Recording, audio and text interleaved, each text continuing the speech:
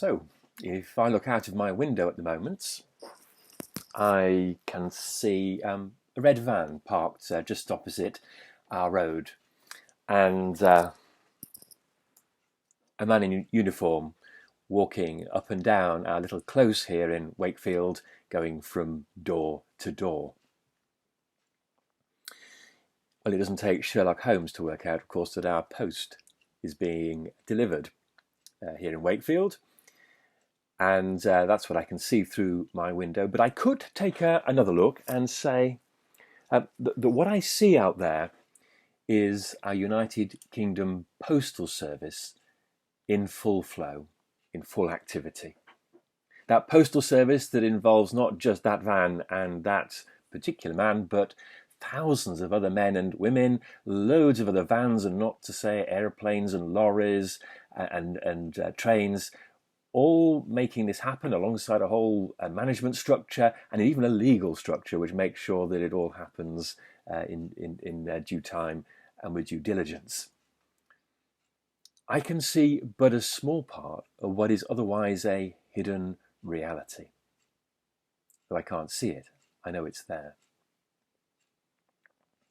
As we turn to John's Gospel, as we do today in our lectionary from Mark's Gospel, there might be something of that same sense of moving from a simple description of what I can see out of my window to a description more of the hidden reality that lies behind it.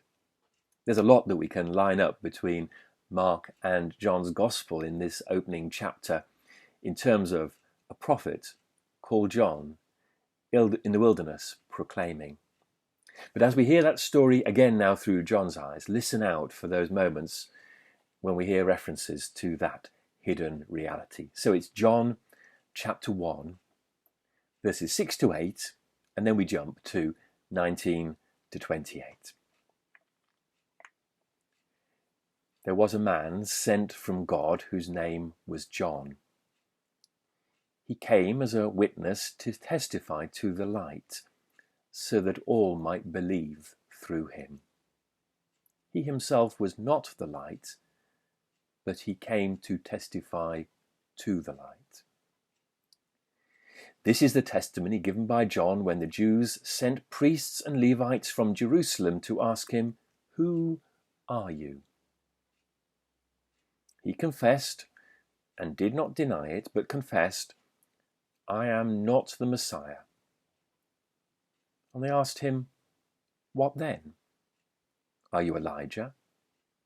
He said, "I am not." "Are you the prophet?" He answered, "No." Then they said to him, "Who are you? Let us have an answer for those who sent us. What do you say about yourself?" He said, "I am the voice of one crying out in the wilderness, 'Make straight the way of the Lord,' as the prophet Isaiah said."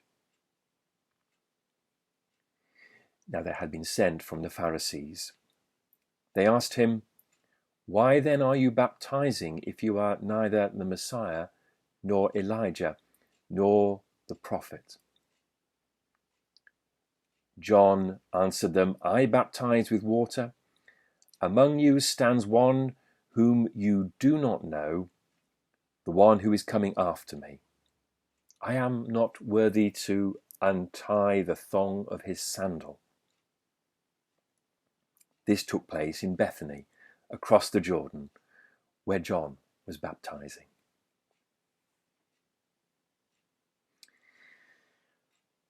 Well, that very last sentence of that passage reminds us that John is not unconcerned with that more literal description of what can be seen and heard by those who were witnesses to the ministry of John the Baptist.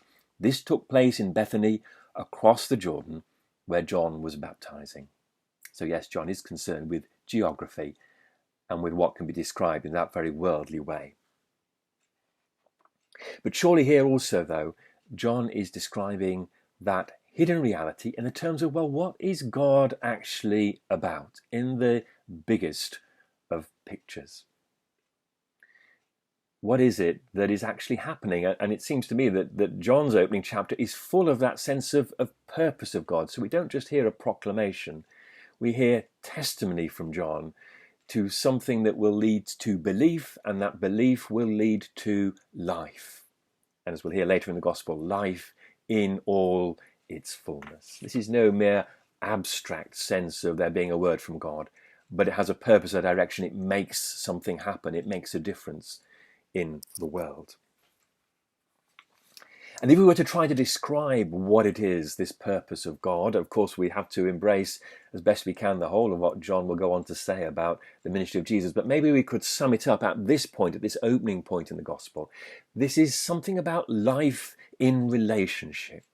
That's what all this stuff in the wilderness is all about, and what John's message points forward towards. And that life in relationship will branch out in two different directions. It is about life in relationship with the God of all creation.